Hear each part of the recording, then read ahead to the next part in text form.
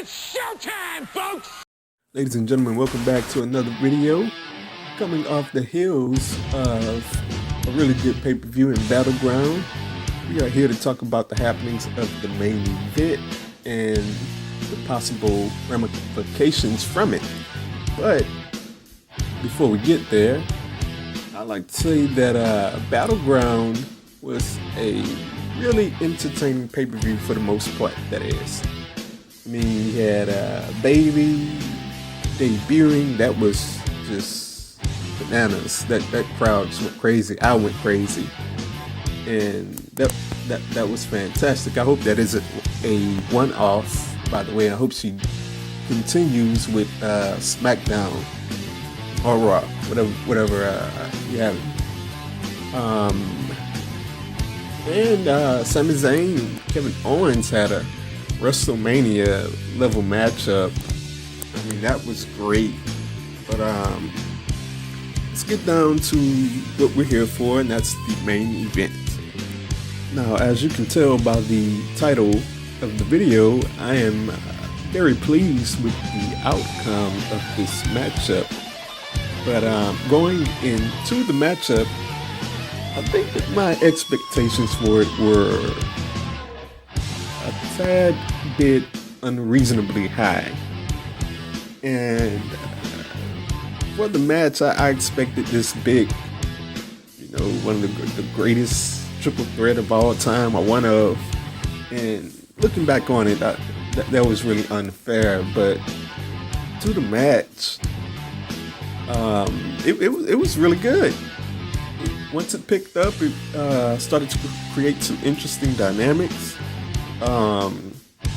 Dean and Seth started to work together, and I thought that was pretty funny. And I also thought it was funny that the crowd was united in seeing them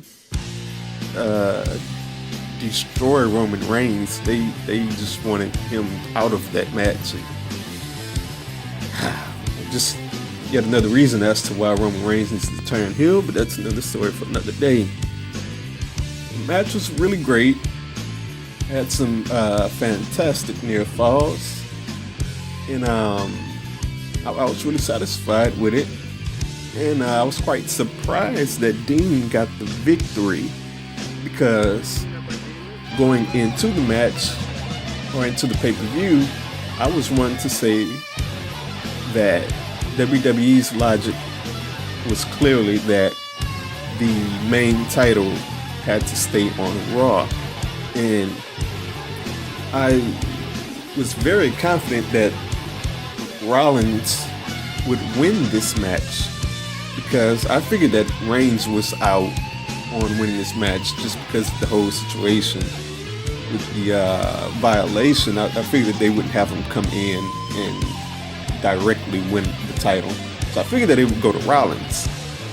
But I'm quite surprised that Dean won the title, and I'm quite satisfied because I really think that WWE made a great decision here.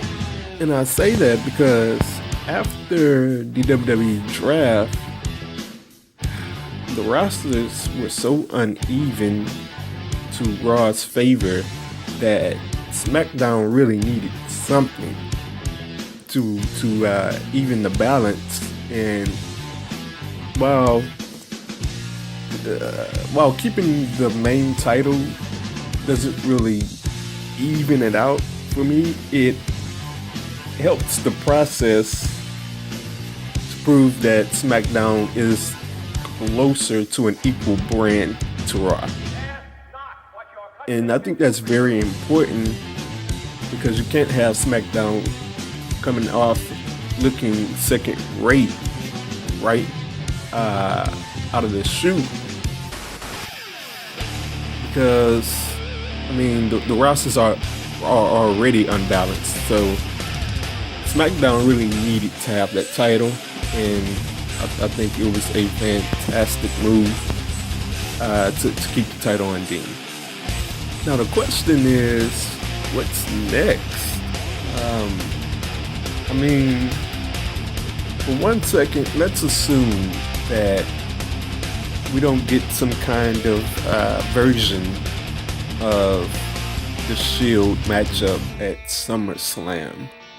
Like, let's just assume that we won't get this three-way again, which quite possibly with WWE, I mean, who knows, we might end up getting some sort of version of this anyways. But let's assume that it won't be another three-way at SummerSlam.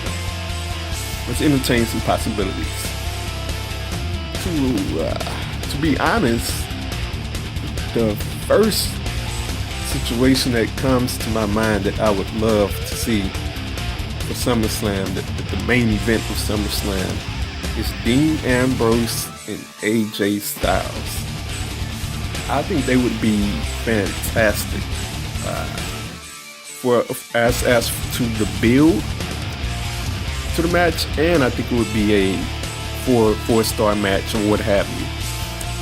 Also, I think AJ Styles' next path is to a world title program. In a perfect world, we'd be through with this feud with John Cena, but something tells me that they may want to stretch it out into SummerSlam. So, I mean, Ambrose, AJ Styles, Cena triple threat wouldn't be the worst thing in the world at all. But while I have high hopes for an Ambrose AJ Styles match, I don't necessarily expect for that to happen. Although I'd really like it. Looking at the Raw side, I don't know if they're gonna bring back the big gold belt, or I don't know if they're gonna try to involve Rollins and Reigns somehow back with Dean Ambrose. But once again, assuming that doesn't happen, I'm pretty sure that we're gonna get Rollins and Reigns at SummerSlam for whatever type of title, whatever title they want to bring in. Assuming that they bring in a new title, we're gonna eventually get to a point to where it's Rollins and Reigns. Maybe that's through a tournament. Who knows? Maybe they just announce it on Raw that, you know, this is gonna be the matchup because those two guys were in the main event of BattleGround. But either way, I wouldn't even entertain any other possibilities as to who's going to be involved in the main program of Raw, because it's going to be Rollins Reigns. So I think that could be entertaining in itself. Although Rollins and Reigns have had a lot of matches, you know, their one-on-one bouts have been really good, but it's starting to get stale a tad bit. You know, we're getting there, but we're not there yet. So I could live with another Rollins Reigns bout for SummerSlam. So to close, BattleGround was a really good pay-per-view. The main event was really good, and I'm very pleased and surprised that WWE didn't give in to the prevailing logic to put the main title on Raw. It gives SmackDown something. You know, it gives them a much-needed advantage heading into the new era, and I'm excited to see where things go. Lastly, feel free to comment, like, or subscribe to this page, and also feel free to follow me at SwissArmy94 on Twitter.